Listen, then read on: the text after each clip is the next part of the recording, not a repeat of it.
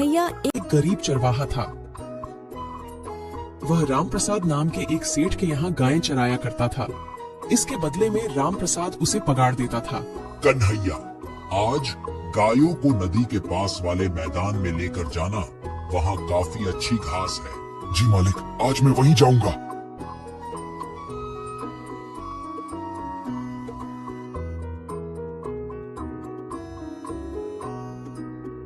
चलो चलो, मालिक का आदेश है, आज नदी के पास वाले मैदान में जाना है।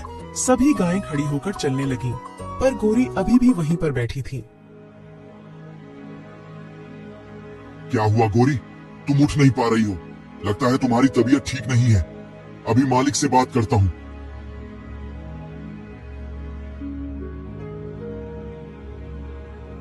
मालिक, गोरी उठ नहीं पा रही है, आप डॉक्टर को बुला दीजिए। डॉक्टर की दवाई का खर्चा कौन करे? वैसे भी गोरी अब बूढ़ी हो चुकी है। मुझे लगता है अब उसे कसाई को सौंप देना चाहिए।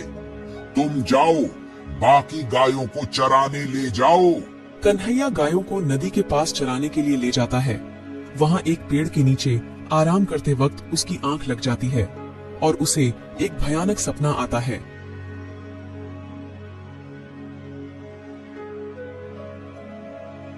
नहीं नहीं, मैं गोरी को कुछ नहीं होने दूंगा। गोरी की सेवा में करूंगा। मैं मालिक से आज ही बात करता हूँ। कन्हैया शाम को सारी गाय बाड़े में लाता है और राम प्रसाद के पास जाकर बोलता है, मालिक, आप गोरी को कसाई को मत बेचिए। गोरी को मैं खरीद लूंगा। लेकिन तुम इस बूढ़ी गाय का क्या करोगे कन्हैया? तुम पागल हो गए हो क्या? मालिक, मैं गोरी का दूध पीकर ही बड़ा हुआ हूँ। अब उसके बुढ़ापे में उसकी सेवा में करूंगा। आप बस गौरी को मुझे सौंप दीजिए। और तुम इसके पैसे कैसे चुकाओगे? मालिक, आप मेरी पगार में से हर महीने थोड़ा थोड़ा काट लेना। ठीक है, तुम गौरी को ले जाओ। कन्हैया बहुत खुश होता है और गोरी को अपने घर ले जाता है।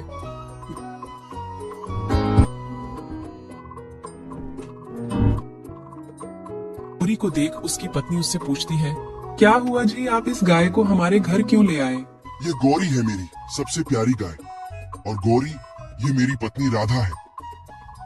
दरअसल राधा गौरी काफी बूढ़ी हो चुकी है, इसलिए मालिक इसे कसाई को बेचना चाहते थे। मैंने गौरी को खरीद लिया और इसे यहाँ ले आया। यह आपने बहुत अच्छा किया। मैं अभी गौरी के लिए हरा चारा लेकर आती हूँ। हम दोनों मिलकर गौरी की सेवा करेंगे तो यह जल्दी ही ठीक हो जाएगी।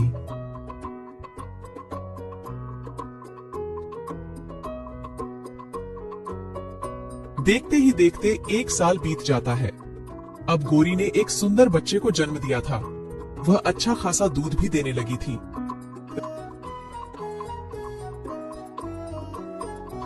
राम प्रसाद के मन में भी लालच आ जाता है। वह कन्हैया के घर जाता है। मुझे कल के कल इस गाय के बकाया पैसे चाहिए, नहीं तो मैं कल ही इस गाय को वापस ले जाऊंगा।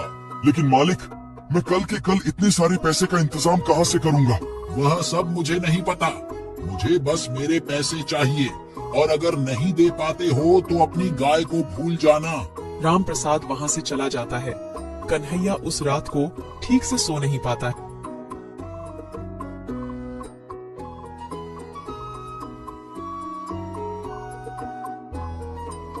वह गोरी के पास आता है और रोने लगता है।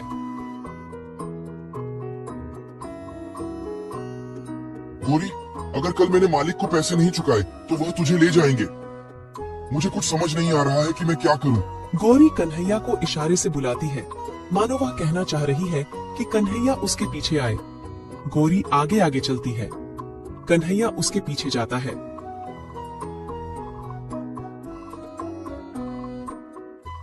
गोरी एक जगह जाकर रुक जाती है और अपने पैरों से जमीन खोदने लगती है।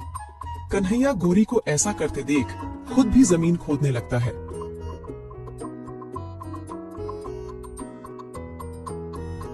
तभी वहां उसे बहुत सारे हीरे और जवाहरात मिलते हैं।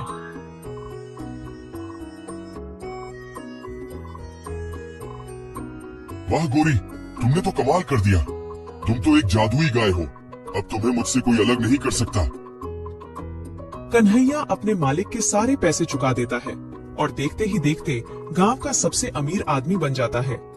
धीरे धीरे पूरे गांव में खबर फैल जाती है कि कन्हैया के पास एक जादुई गाय है। राम प्रसाद को जब इसका पता चलता है तो उसे बहुत जलन होती है। वह कन्हैया मेरे पास से गाय को ले जाकर इतना अमीर बन गया है, उसका कुछ तो करना पड़ेगा। जो भी करना है आज रात को ही करना है। आधी रात को राम प्रसाद गौरी के पास आता है। रात घनी थी, चारों तरफ सन्नाटा पसरा हुआ था।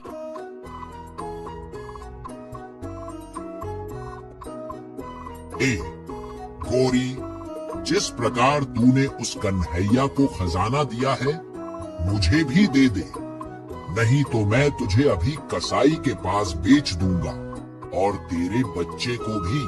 गौरी थोड़ी डर जाती है और राम प्रसाद को अपने पीछे आने के लिए कहती है। राम प्रसाद गौरी के पीछे पीछे जाता है।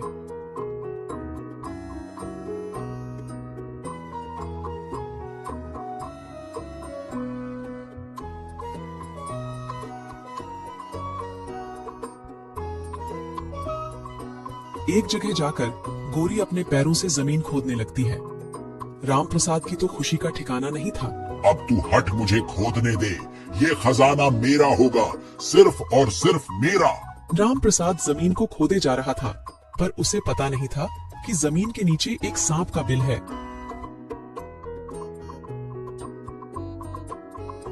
अभी राम प्रसाद जमीन को खोद ही रहा था तो उसमें से एक बड़ा काला नाग निकलता है और वह राम प्रसाद को डस लेता है। राम प्रसाद की वहीं पर मौत हो जाती है। गौरी वापस अपने घर आ जाती है। अगली सुबह कन्हैया गौरी के पास आता है। गौरी, आज हम ऊपर पहाड़ी वाले मैदान पर जाएंगे, वहाँ काफी अच्छी घास है।